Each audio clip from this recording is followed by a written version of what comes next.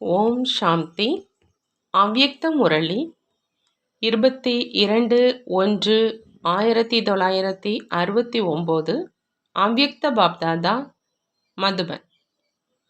பாப்தாதாவின் கைக்குள் புத்தி என்ற கை இருந்தது என்றால் பரீட்சைகள் என்ற கடலில் அசைய மாட்டீர்கள். நண்பகல் போக வைத்த சமயத்துல வதனத்தினுடைய சமாச்சாரம். இன்று வதனத்துக்கு சென்றதும் எப்படி பிரம்ம பாபா இங்கே சந்திப்பாரோ அதே மாதிரி அங்கே பிரம்ம பாபா சந்திச்சாங்க. பாபா குழந்தைகளுடைய சாப்பாடு நேரத்தின் அனுசாரம் தாமதமாக வந்திருக்கிறீங்க அப்படின்னு சொன்னாங்க. பாபா 1:30 மணி உங்களுடைய சாப்பிடும் சமயமாக இருந்தது என்று நான் சொன்னேன் அப்படின்னு குல்சார் தாதி ஜி சொல்றாங்க. பாபா எப்பொழுது குழந்தைகளுடன் உணவு உட்கொண்டாரோ அப்பொழுது குழந்தைகளுடைய நேரத்துல உணவு சாப்பிட்டார்.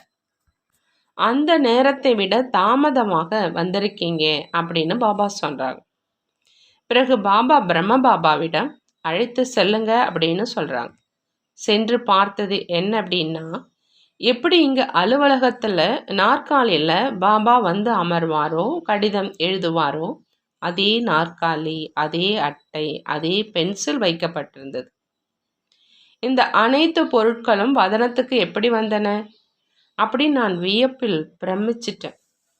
பின்னர் பாபா கையால் எழுதப்பட்ட கடிதத்தை என்னிடம் கொடுத்தார். நான் படித்தேன்.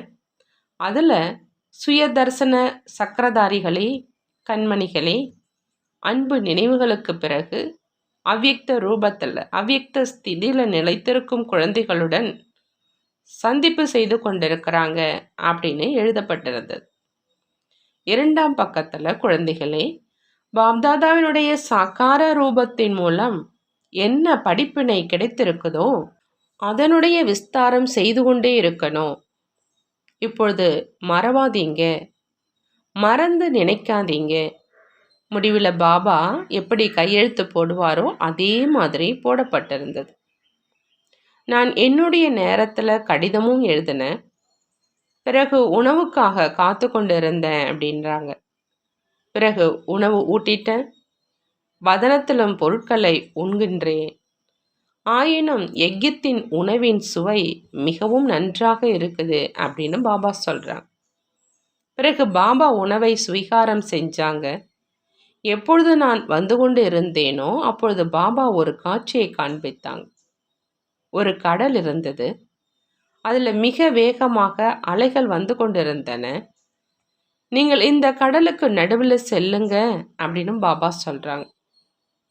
இவ்வளோ வேகமான அலைகளுக்குள்ள எப்படி செல்வேன் அப்படின்னு நான் பயம் கொண்டேன்.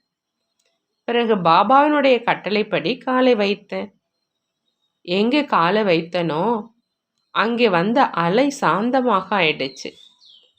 பிறகு பாப்தாதா இருவரும் சிறு சிறு படகுகளை அந்த கடலினுடைய நடுவில் வைப்பதாக பார்த்தேன். ஆனால் ஒரு படகு கடலினுடைய அலை அடித்தவுடன் மறைஞ்சிடுச்சு. ஒன்று அலைனால இங்கே அங்கே அலைந்து கொண்டிருந்தது. மற்றும் ஒன்று எப்படி இருந்ததோ அப்படியே இருந்தது. நான் இதை காண்பதிலேயே தீவிரமாக ஆயிட்டேன். பின்னர் அந்த காட்சி முடிஞ்சிருச்சு. பாப்தாதா கூறியது என்ன அப்படின்னா, இந்த விளையாட்டை தந்தை நடைமுறையில் படைச்சிருக்கிறாங்க.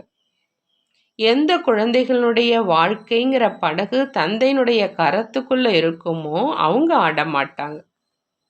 தற்பொழுது நீங்கள் பரீட்சைகள் அப்படிங்கிற அந்த கடலினுடைய நடுவில் சென்று கொண்டிருக்கீங்க. யாருடைய தொடர்பு, அதாவது யாருடைய கரம் பாப்தாதாவினுடைய கரத்தில் இருக்குமோ அவங்களுடைய இந்த வாழ்க்கைங்கிற படகு ஆடாது, மூழ்காது.